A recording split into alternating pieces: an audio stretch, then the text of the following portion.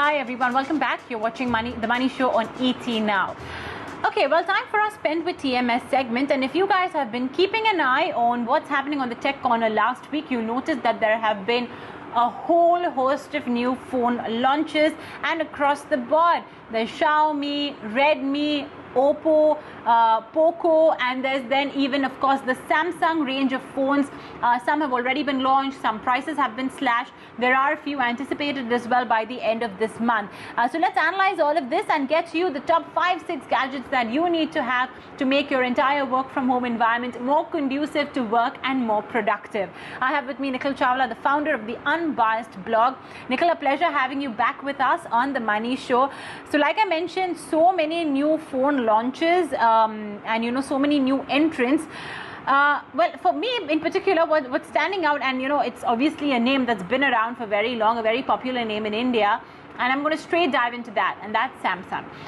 Firstly, one of the first few ones to come out with the Fold concept, and I remember speaking with you about this last year when they came out with Fold 1 at a hefty price of almost $1.5 lakh, if I'm not mistaken, and now we have Fold 2, equally good looking, equally sleek, and I'm sure it's going to come with an equally high price tag, if not more. So yeah, let me get straight to that. I mean, is the Fold really worth the buck, or is it just more of a congratulations on a good looking phone kind of a thing? I think it's still a niche device. It's not something that everybody will go out and buy. Definitely not that kind of a device. And also, when I talk about it's a niche device, it's definitely a innovative form factor. And maybe the future devices will hold such a form factor where you can fold your tablet and use it as a phone because you don't have to carry two devices.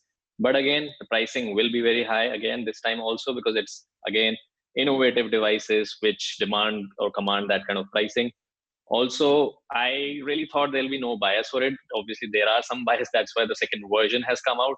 And also could be a reason that the company doesn't want to give up just yet, because you just don't give up on a technology just in first year of its inception, and you just want to carry on and refine that, and prototype gets better with the newer generations. So obviously, Samsung, or even for that matter Motorola, is also coming up with another foldable razor or another foldable device. So definitely there are some buyers out there, and the companies are not just yet giving up on the foldable form factor.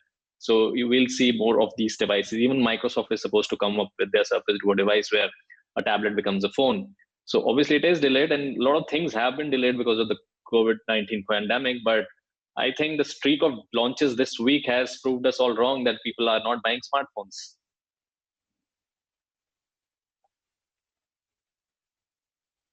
That's for sure. And taking your point forward about who's going to be able to buy this phone. I remember when Samsung Note was launched, and it was this really huge phone which would barely fit the palm of your hand, and I wondered that why would I want such a big phone? But now we've reached Samsung Note 20. I think the buzz is that it's going to be launched very soon, if I'm not mistaken. What's your view? Your view on the entire Note series? Anything that you would look forward to in Note 20? No, we have to give it up to Samsung, for continuing that series, because as you mentioned, when it came out, everybody was like, do we really need a stylus? Because Steve Jobs was saying completely opposite. You don't need a stylus on a smartphone.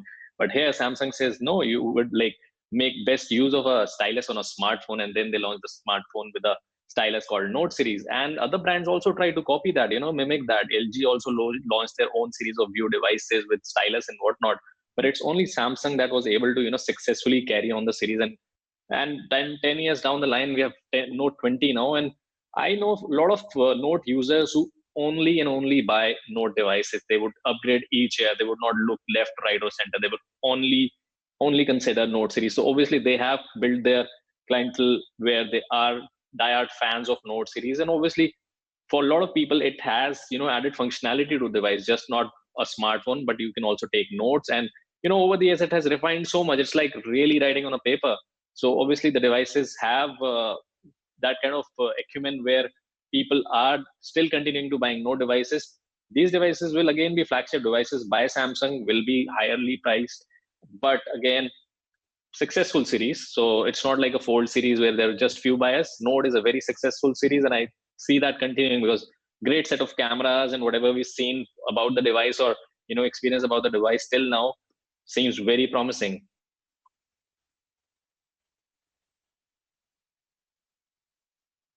Okay, I want to step down now from the price point that Note stays at, and step down quite considerably. I'm talking about the other two launches, and that's the Poco M2 and the Realme C3. These are roughly at, if I'm not mistaken, between 10 to 15 or 1,000 rupees. So quite a low price point. And for many who, smartphones have literally become a necessity now, right? You cannot live without one. But if you do not have the kind of cash, do you think these two are good viable options, or if there's anything else in this rough price point range that you would recommend instead? See, Poco is now become, when it launched, it was a series or devices of a company that Xiaomi created, a sub brand where it was like diehard fans who wanted Poco devices. But the last two devices have been rebranded devices from Xiaomi. It's nothing new in these. It's just a new color scheme, and the launcher has changed to Poco. So you can either consider the Redmi Note 9 Pro or the Poco. It's up to you. It's a similar device. It's just a change of launcher. In that segment, there's good devices by Samsung also. They're like the Samsung M series devices that are doing really well. So you can look at the M31, and you can look at these devices. When you're considering that, even Nokia has great devices. If you want good build quality and overall holistic experience, Nokia has great devices in that segment. So a lot of options in that segment, and I think it's the busiest segment. From 10 to 15,000 is definitely the busiest segment for smartphone buyers, because most of the people who are upgrading are considering 10 to 15,000 rupees devices. And similarly for Realme C2, it's a good device. It's around, I think, 8,000 rupees, if I'm not mistaken. And there are some offers going on. You might even grab it for cheaper.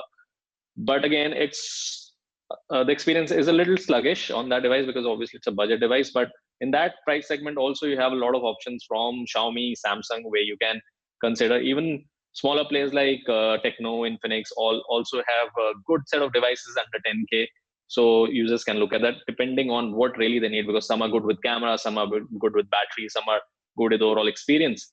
But again, it's the consumers who really need to decide what they want, and also the availability, because these devices really fly off the shelves.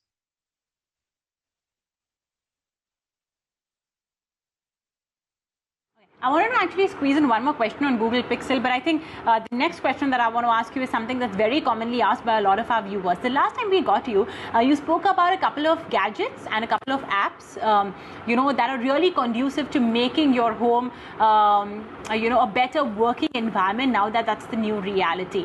So, Nikhil, as an expert, as somebody who tracks this space so closely, what would be the 5 apps in your phone that you use to improve your productivity when you work from home? And what are those 5 or 6 gadgets, that you believe one should have to, again, improve your productivity when you're working from home? I remember the first gadget that you had mentioned was something very basic, and that's a table and chair. That was something when we were talking about really starting how to start with work from home and how to make your productivity better. But now if we focused on, increasing productivity through smart devices and apps, then I think I'll start with apps like Headspace or Calm, which keeps you, you can meditate, you can take a pause, you can start working again, rejuvenate. You can also, the last time I mentioned that Fitbit has given you a premium subscription for free for 90 days. So you can make use of it. You can, learn new recipes. There is calming music. There's a lot of things in those apps. So these apps really help in. Then again, there are some apps that help you mind time, that I have to do in this specific time. So there are timer apps that I really use, like 60-minute timer or 30-minute timer for a task. I divide my task.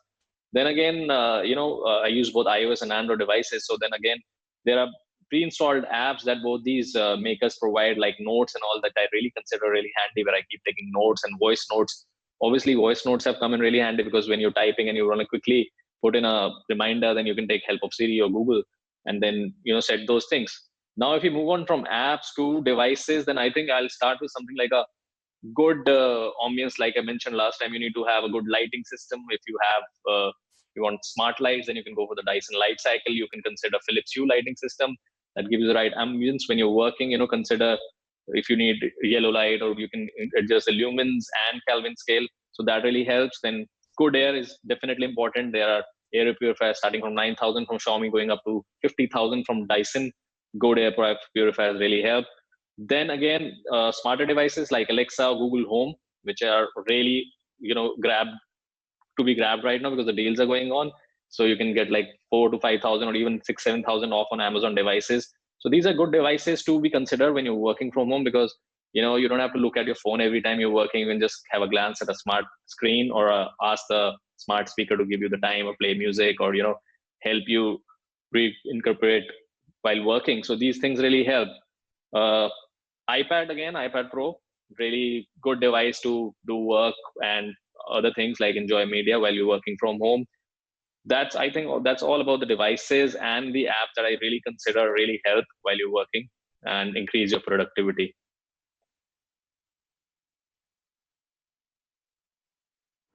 Excellent. Okay. Nikhil, always a pleasure having you with us. Thanks so much for joining us with the latest updates on the whole host of new phones that have launched. And yeah, like Nikhil said, we are in the sale season as well, especially prior to Independence Day, prior to the festive season. Usually these gadgets go on sale. Alexa and Google Home are just one such. Okay, well, on that note, we're completely out of time on this episode of The Money Show. Thank you for watching. The episodes will be available on YouTube, so don't forget to hit subscribe.